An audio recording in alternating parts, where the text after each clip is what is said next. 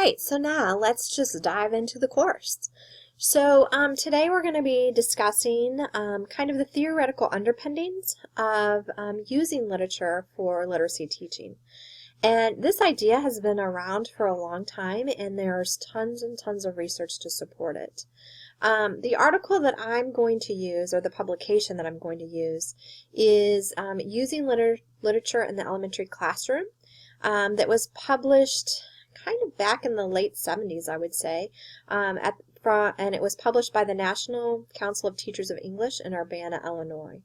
And basically, how it came to be was a group of researchers, a lot of professors from different universities across the United States, came together at the International Reading Association Conference, now called the International Literacy Association.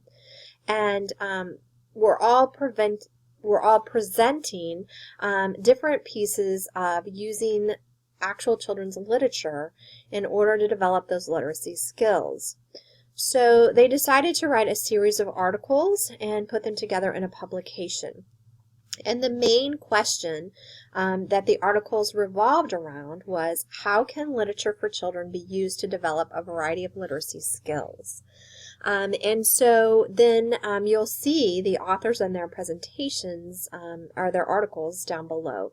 And so what we're going to do is we're going to go through each one of those articles and talk just a little bit about the theoretical underpinnings that they use to craft those articles and their research.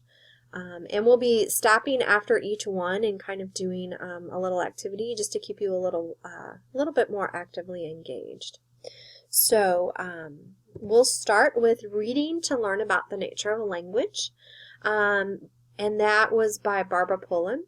And basically, her thoughts and research take us to kids being more linguists, or learning the origin of language. And if we teach them the origin of words and the origin of language, then they become word studiers, if you will, and it helps with their comprehension. Because they know the basic tenets of words and maybe where they stem from and some of those prefixes and suffixes and what they do to the meaning of words. It really just helps kids develop a deeper understanding and comprehension of what they're reading. So her suggestion is to use a graphic organizer and have students have an ongoing in their literature notebook or a study notebook, whatever your format might be, of words, and where they can enter words from other countries that we use commonly. And in fact, most people assume that they're just English words when actually they've derived from other countries and other languages. So we can really take a lot of the familiar words and explain where they've come from. So by studying the history of our language, children know that language is made and changed by all of us. There's a list out there on the internet of new words for the year. So if you Google new words for 2016, it will populate a list that comes from that. For example, texting and Skyping and hashtag, those sorts of things are words that we've really developed over the course of the last few years with technology.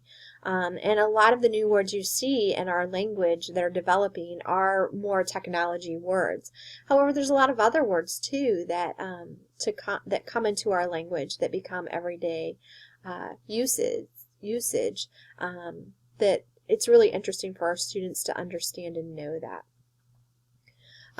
Also, by doing this, they learn that they change not only in vocabulary, but also in usage and structure. And the one thing we can depend on is if English is going to survive as a language, it's going to have to change and meld and grow. Otherwise, it becomes more of a dead language, like we often see Latin now. It's not growing or changing. It's stagnant, and it's often called the dead language. where our English language is constantly growing, and words can take on other meanings just by the simple everyday use or catchphrases that we attach to it. Also, teaching about the nature of language, she stresses the importance of intonation. And a lot of times that's hard to see in print. So teaching our kids to really think about the context that the statement is made in, and the character and the development of that character, to know if something is being said sarcastically or sincerely, because that would definitely change the meaning of that phrase.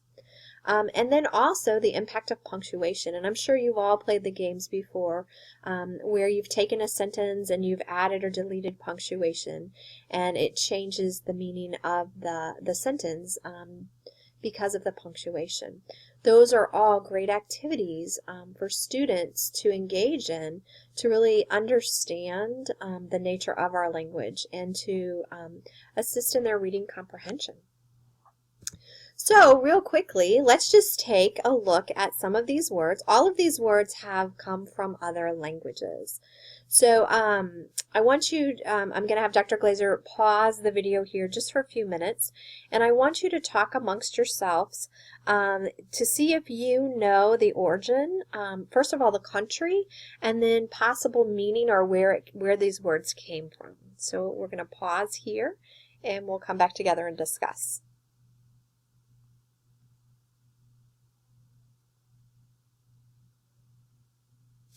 All right, welcome back. So let's just kind of take a look. So the word denim that we often use for blue jeans or material, that heavy material. The joys of recording, right? All right, so kind of to get back to it. And also now we use the term Levi's a lot. And Levi's was actually derived in America, and that was the gentleman who made jeans more mass productively and distributed them and sold them. So Levi's actually came from the United States. Looking at the word hamburger, it actually is a German word, and it came from the city of Hamburg, Germany. And they actually created hamburgers, taking meat and making it into patties. And they actually did use beef or bovine. And so that word is German, as is Frankfurt. And Frankfurter came from Frankfurt, Germany, where they took the meat and made hot dogs basically out of them, Frankfurters. And so that derived from the town that those were actually created in. Chocolate is always a great one, and that actually came from the Mexican Aztecs.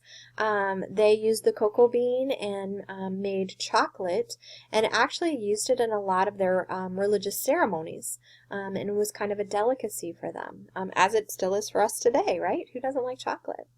The word candy actually came from India, and it literally means, in Indian, a piece of sugar. And so that derived from India.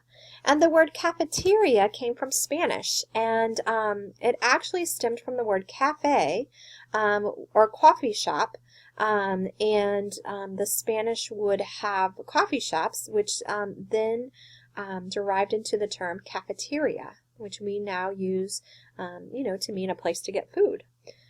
So it's always so interesting to look at words and where they come from. And there are a lot of resources out there. You can actually buy or online dictionaries about origins of words. So it's really fun for kids to understand where those words come from and how they came to be.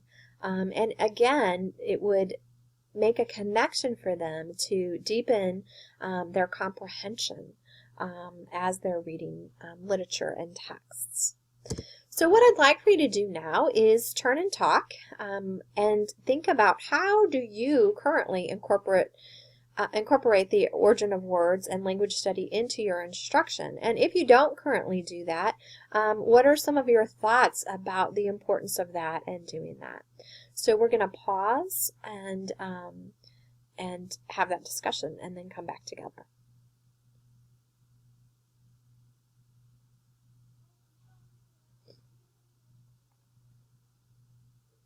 Welcome back.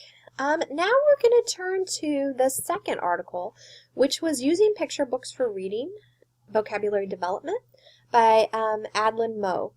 And basically, Moe talks a lot about how when children enter school, their listening vocabulary is more extensive than their reading vocabulary will be for the first 5 or 6 years of school.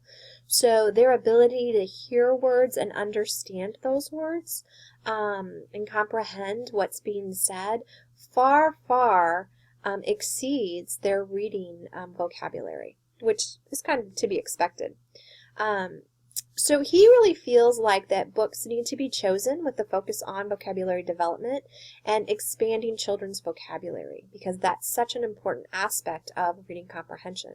They have to really understand what they're reading to make meaning from it.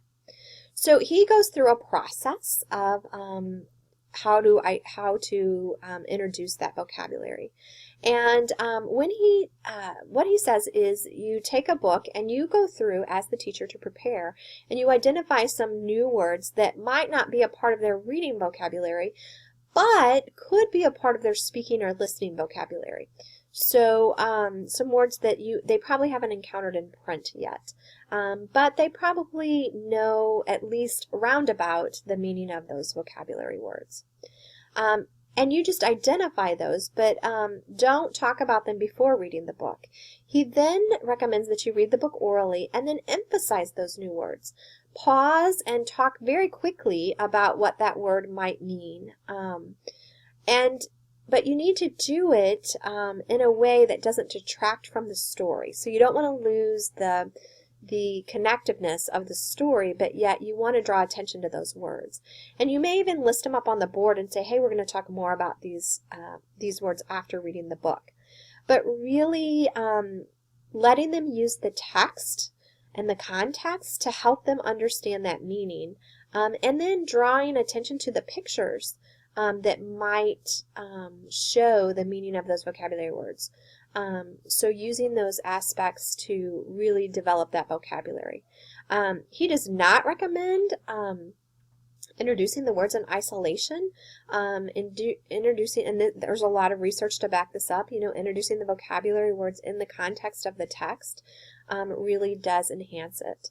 The only caveat I would say to that is if a student is reading a story silently and is not on their own or not having discussion about it, if you're having them read it on their own first, and there are words that you feel are going to trip them up, it would be best to preview those words before reading the text.